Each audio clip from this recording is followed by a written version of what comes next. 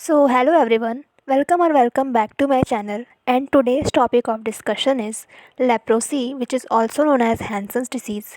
आज का जो हमारा टॉपिक है वो है लेप्रोसी, जिसे हम कुष्ठ रोग भी कहते हैं, जिसे हम हैंसन्स डिजीज़ भी कहते हैं. Let's begin with the video and learn about leprosy.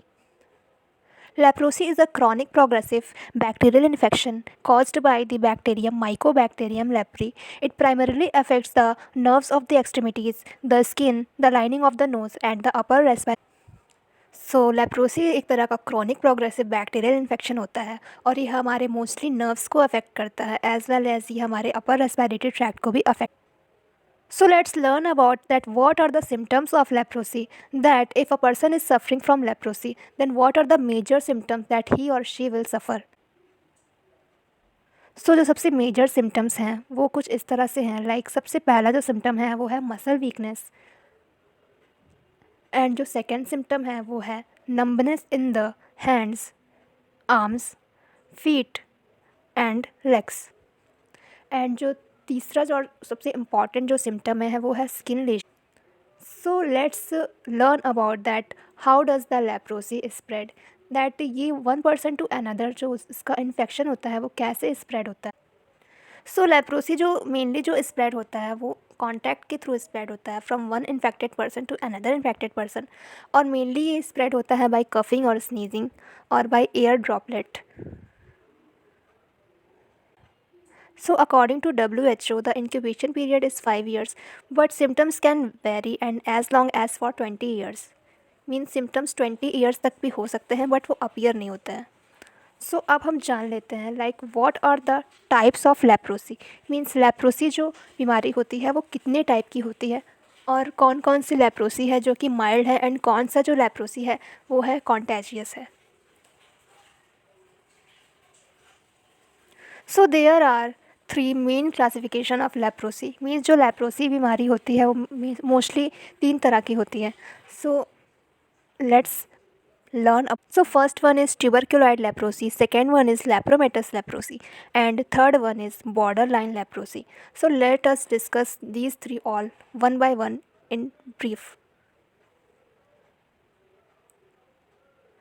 जो इसका सबसे पहला टाइप है जो कि ट्यूबरक्यूलॉइड लेप्रोसी है वो सबसे माइल्डेस्ट फॉर्म ऑफ लेप्रोसी है. मीन्स इसमें जो पेशेंट का इम्यून सिस्टम रहता है वो इंटैक्ट रहता है और इसका जो इन्फेक्शन होता है वो कुछ ही वीक्स तक रहता है और ये ज़्यादा जो लीजन्स है वो ज़्यादा प्रोड्यूस नहीं करता है.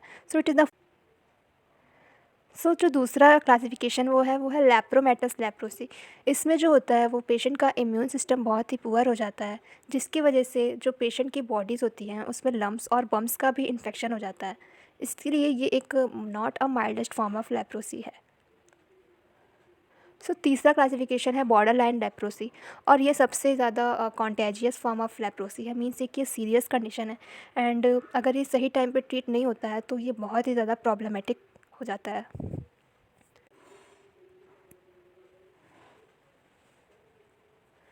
अब हम जान लेते हैं कि जो लेप्रोसी बीमारी है इसको हम डायग्नोज कैसे कर सकते हैं. कैसे हम जान सकते हैं कि एक पर्सन को या तो एक पेशेंट को लेप्रोसी बीमारी है. जो डायग्नोसिस होती है वो मेनली 3 टाइप से होती है. सबसे पहले हम पेशेंट का फिज़िकल एग्जामिनेशन करते हैं और दूसरा हम उसका लैप्रोमिन स्किन टेस्ट करते हैं ये जानने के लिए कि उसको किस टाइप का लेप्रोसी है, एंड तीसरा हम पेशेंट का बायोप्सी करते हैं.